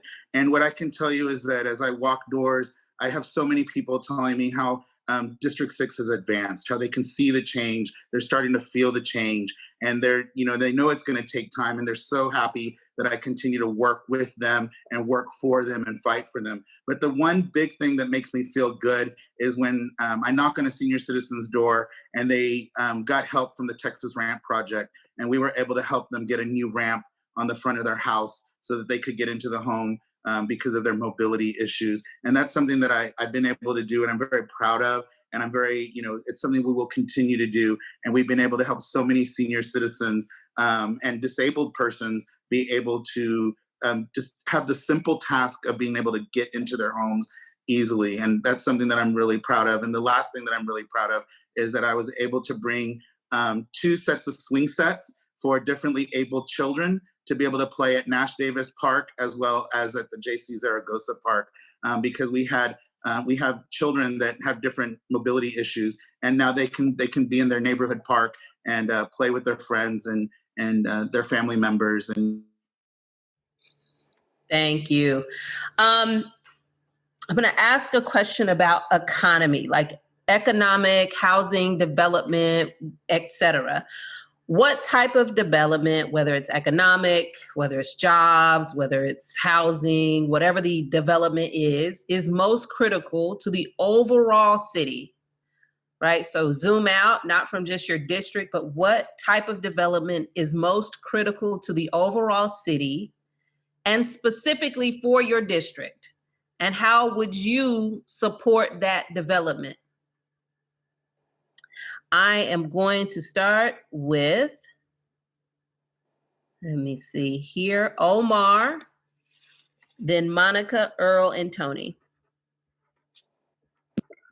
So the overarching big giant development that we need to be focused on is affordable housing, workforce housing, so that people like you and I that are making a working class income have the ability to be able to pay rent or own a home so that you have access to a good paying job. And that's the other thing, is we have to make sure that our infrastructure with public transportation gets people from their homes to work so they can make a living wage, so they can get back home and take care of business and be able to take care of their families. That's the biggest development that we have to continue to work towards and strive towards together as a city, or we won't make it. We cannot allow for our city to be only for the ultra rich and the ultra wealthy. We have to make sure that equity is brought in so that everybody has an opportunity for a positive and excellent quality of life here in the city of Dallas. Okay, thank you. Monica? Well, when you bring economic development to the city, you not only bring economic development, you bring jobs. And when you bring jobs, you also, when you bring that development, you bring revenue and you bring availability for services. And that is something that we need to think about and consider. And also, when you do that, and you are bringing it to the neighborhood, you let the community know what is being proposed and what is being planned to come into that neighborhood. Inclusion, making sure that you include them, you invite them, you inform them so that they know, because that way they know what their neighbors are, who their neighbors are going to be. So that is something that I will tell you that we worked on, we will continue to work on, and we are hoping that the voters of District 6 vote us in so that we can continue with that trend and everybody will be involved. Thank you. Earl and then Tony. We have to ensure that the people that have worked for years will still have a home to come to. Therefore, businesses, jobs, I will create jobs for the people in the city, in the community, in the district. These things are very, very important, because if we don't bring something in, check this out, we can bring affordable homes in, but if people are not working, they can't even afford an affordable home. So what is really an affordable home without a job? And not the minimum wage jobs. We have to bring in decent to good jobs, to jobs that people will not mind getting up, going to work for, and getting that money to help provide for their family. Everybody don't want a 6-bedroom house. Some people just want to be comfortable, but if they got some money in their pocket, it'll be way more comfortable for them. Inclusion, that's what we have to bring in when we're talking about affordable jobs and affordable homes. I'm sorry, jobs and affordable homes. Thank you. Tony?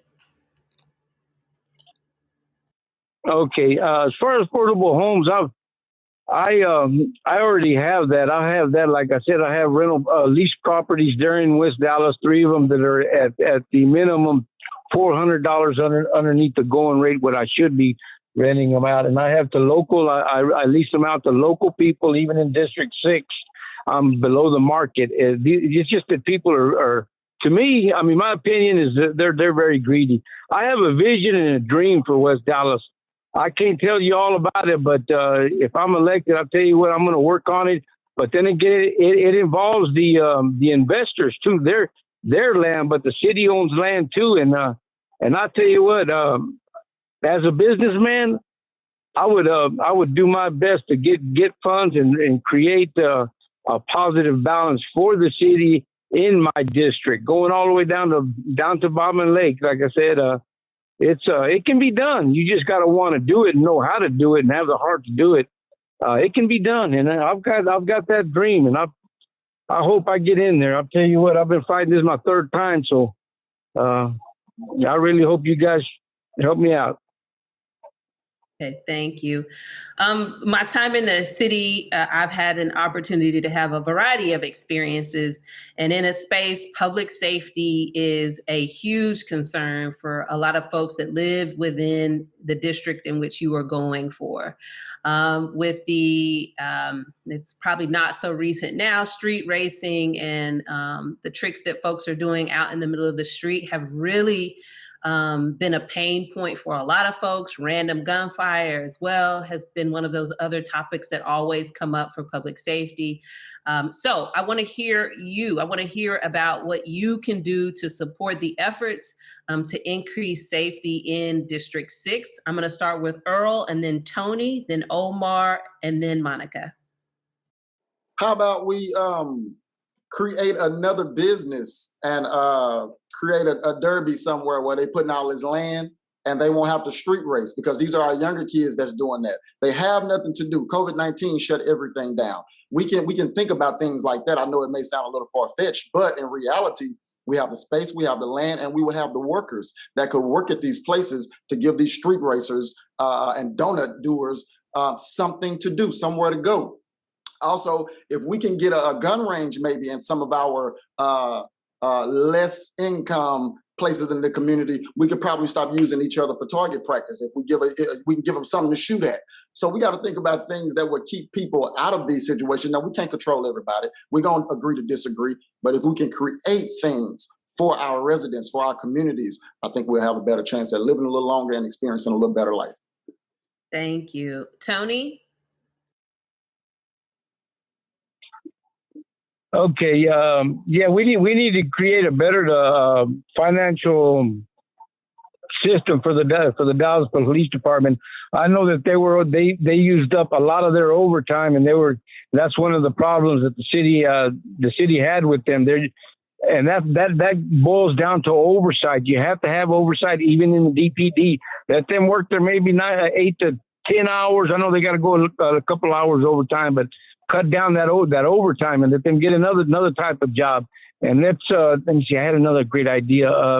Yeah, our police department needs to be funded right and properly supervised, and we have to do that because we have very few there in West Dallas, and we hear the racing going on all the time. We report it, but it's not comfortable, and it's just not safe. And we got crime all through those apartments, and those apartments down over there, they don't worry about creating jobs. I'm getting into another subject. I'm sorry.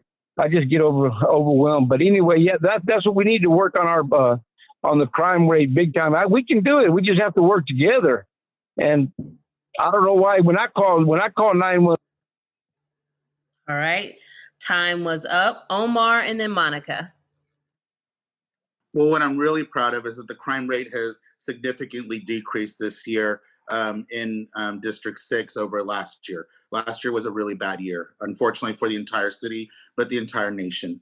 What I'm excited about is Chief Garcia. He has really changed 180 degrees what DPD is doing, the way he's broken it apart, the way he's changing the departments up. And you see an air of excitement within the Dallas Police Department, that they feel that they have a leader that is going to really make sure that they have what they need in order to get things done.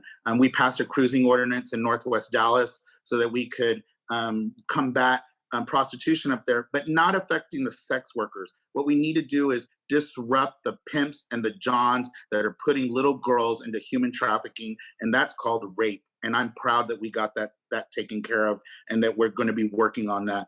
You have to have oversight and accountability, even with the Dallas Police Department. And we may not always agree, the police department and I, but what I can tell you is we have a mutual respect for each other. They hear me out, I hear them out, and I'm excited about the potential that we have as we move forward, including just earlier today, I had a great conversation.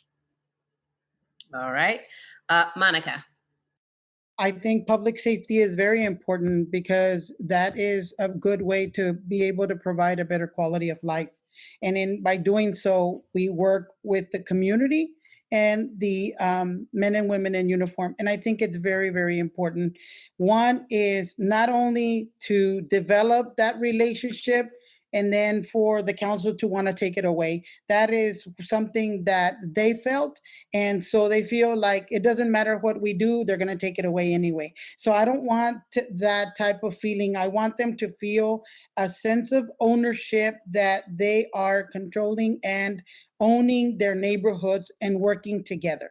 That is very, very important, because that way they know what is going on in their neighborhoods. They report it accordingly. They have the training, and they work with the departments to be able to know what is it that they need to do. If they go 311, 911, and what is it that they need to provide to them so that they can get a response.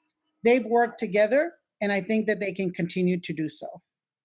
Thank you so much. A lot of great answers.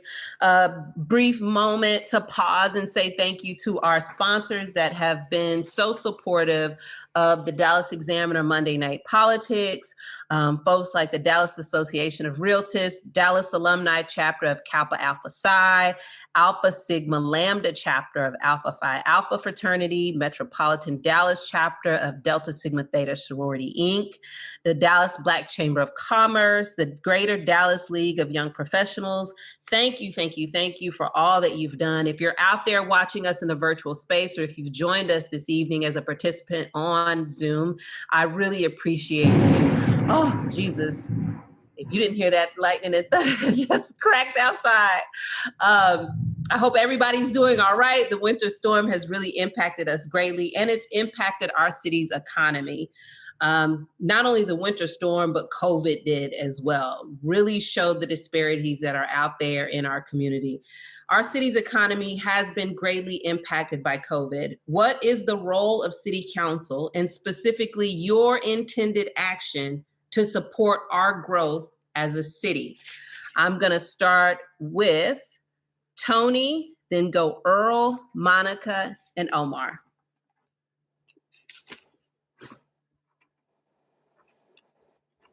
Yeah, my number one priority, like I said earlier, is to help manage the budgets.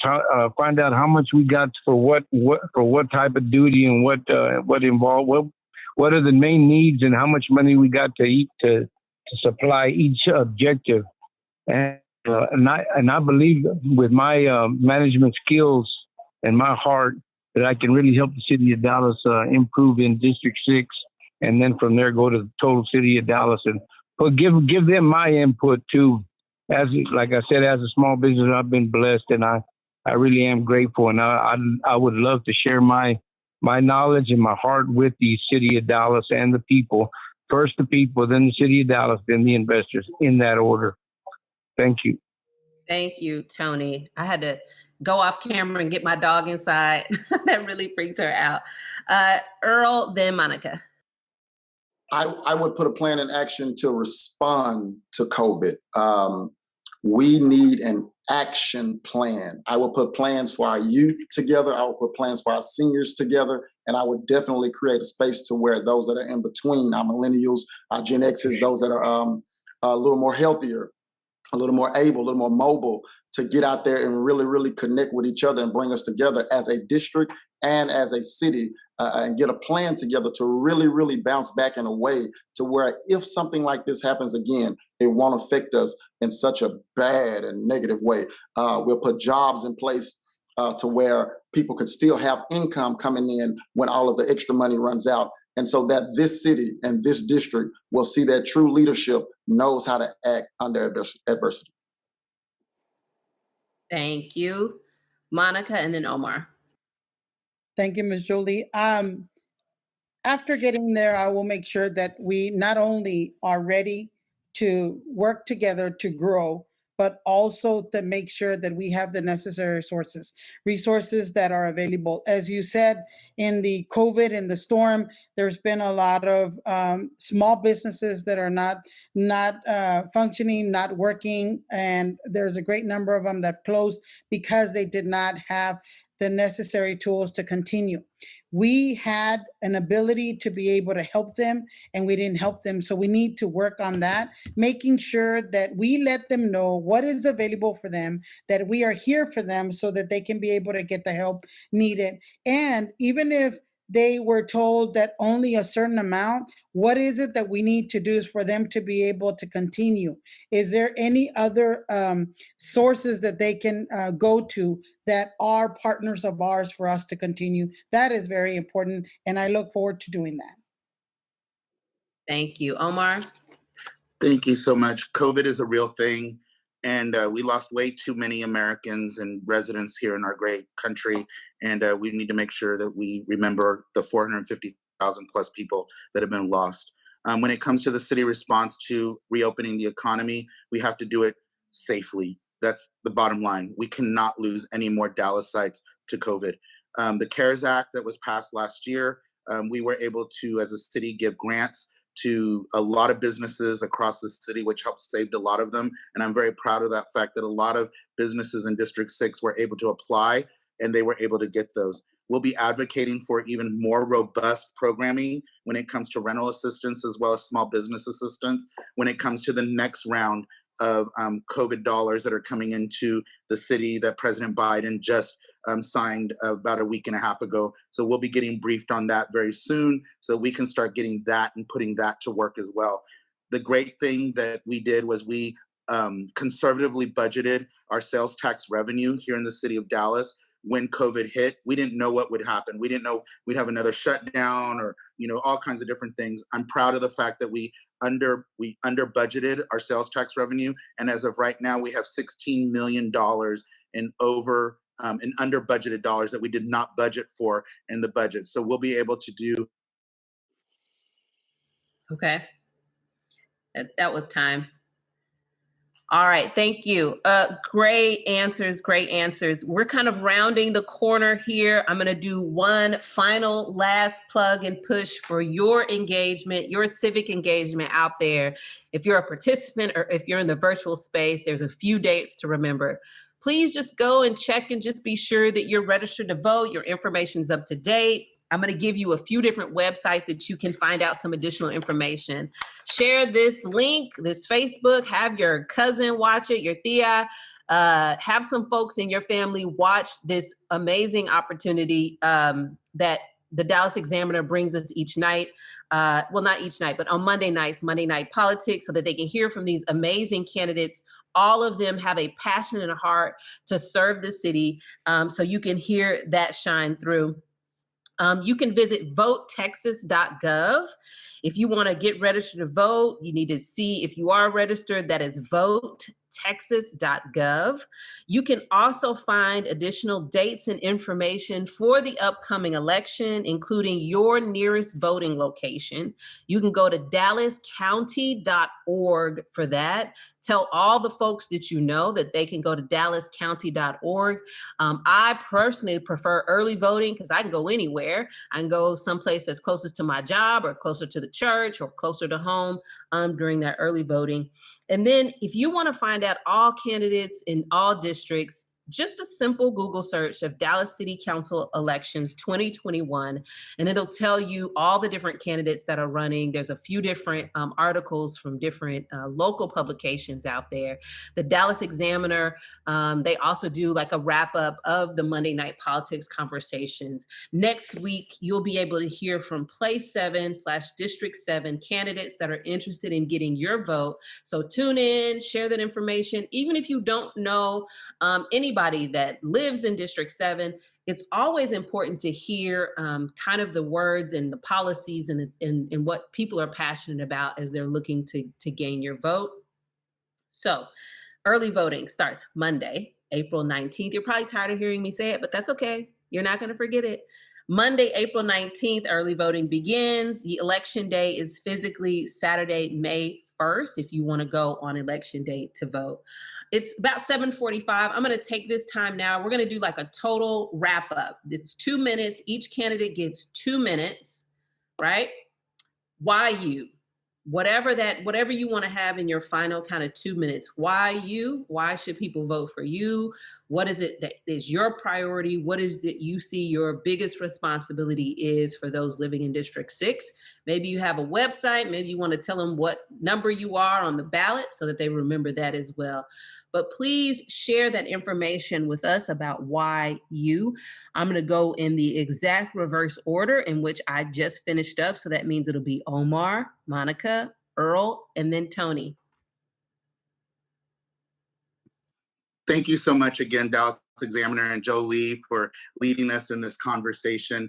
I greatly appreciate it. I am running again for my third term because I believe that experienced, effective leadership at the Horseshoe is what we still need in District 6.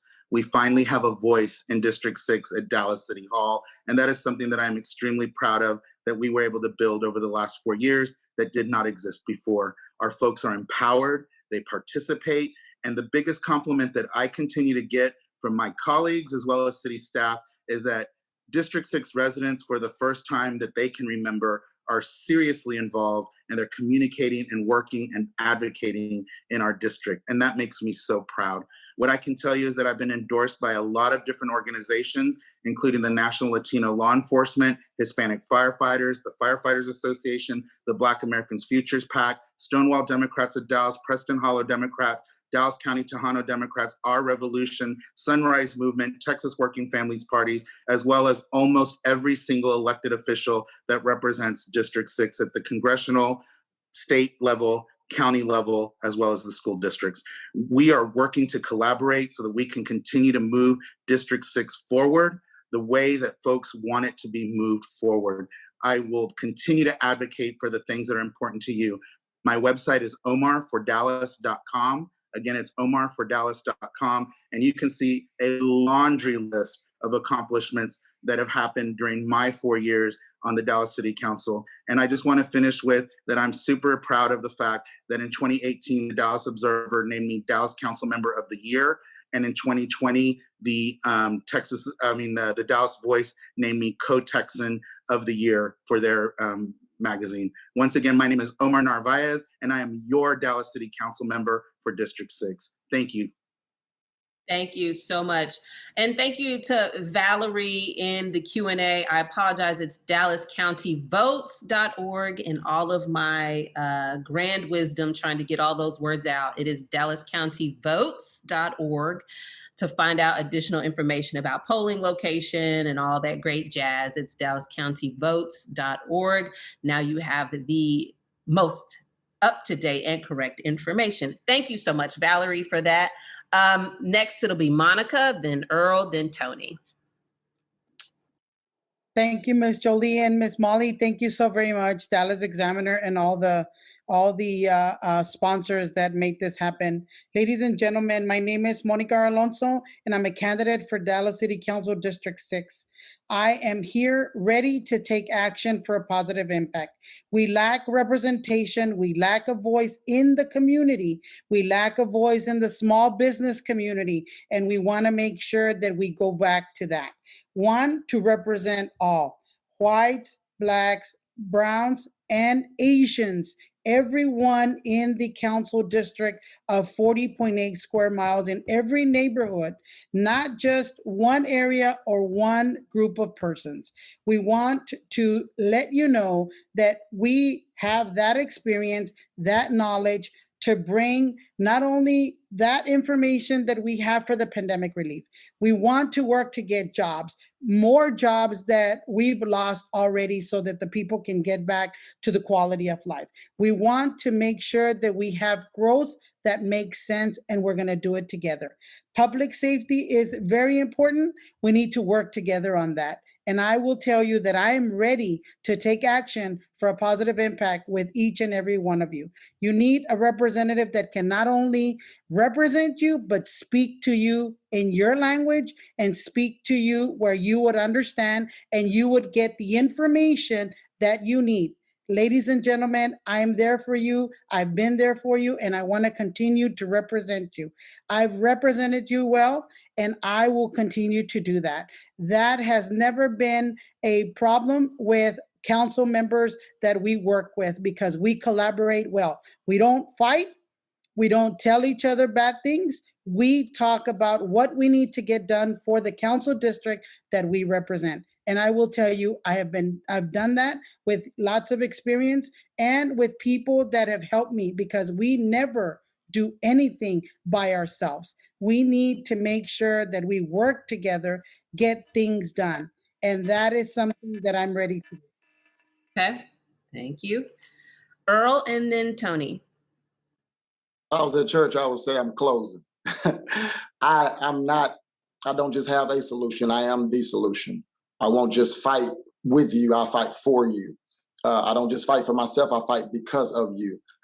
This city, this district needs someone like myself who knows the people in the district, who knows the needs, not just the wants, who knows how to be relatable, because that's what's naturally me. I have created and I am created to give out this plan that would take our city, our district into the future, the right now future. And I'm telling you, you vote for Earl D. Thomas for the City Council, District 6, because I know you believe not in just what I'm saying, but what I have already showed you, even in silence. They said, Pastor Earl, bro, E, why don't you have signs in the yards yet? They're coming. The reason I haven't had them is because I'm always in somebody's yard. I'm always at somebody's door. I'm always feeding somebody, even when the cameras are not on.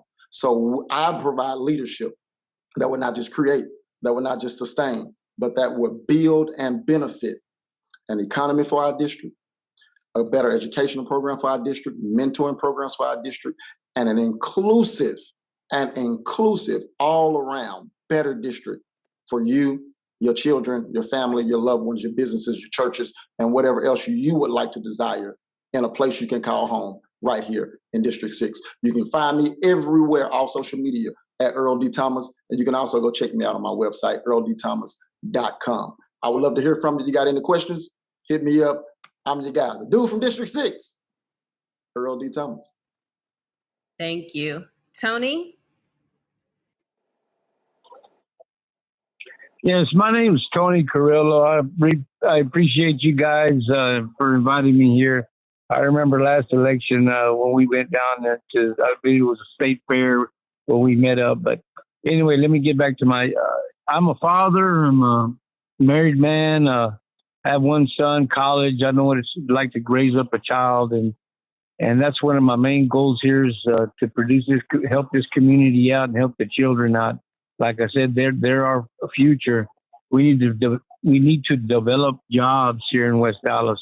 But the city and these investors, all they're worried about, it seems like, my opinion, is their pocketbook. They're building apartments and studio townhouses, and where are the jobs? I mean, they created some jobs down on Chalk Hill, but I guess evidently they don't know. But there's underground riverbeds down there, and those buildings going to start cracking and collapsing soon. That's I don't want to get into that. There's a big story behind that. But anyway, I'm here to serve the community, and I'm a born again Christian, and I will go above and beyond the call of duty. As a veteran too, I've done so many things that I volunteered for just to take care of my troops, and I love children, love family, love everybody. I don't care if you're even against me or whatever. I'll still serve you and serve you well. That's one way. That's what I've been taught, is to serve and love everyone, no matter who you are, what race, color, creed, religion, whatever. But I pray that I'll bring my management skills to the city of Dallas and make a big improvement to all of you and serve you well. Thank you. Thank you so much. Well, folks, our time has come to an end. I appreciate our candidates for joining us this evening. You've heard from Omar Narvaez, you've heard from Monica Alonso, you've heard from Earl Thomas, and you've heard from Tony Carrillo. The important dates I've already given you. You can watch this again, share this link. If you know of anybody who's in District 6 or across the city, please let them know. Voting is critically important. Our local elections really is where the magic is made, in my opinion. And so please, please, please, I beg you, go out and vote. See you all. Be safe. Have a good evening.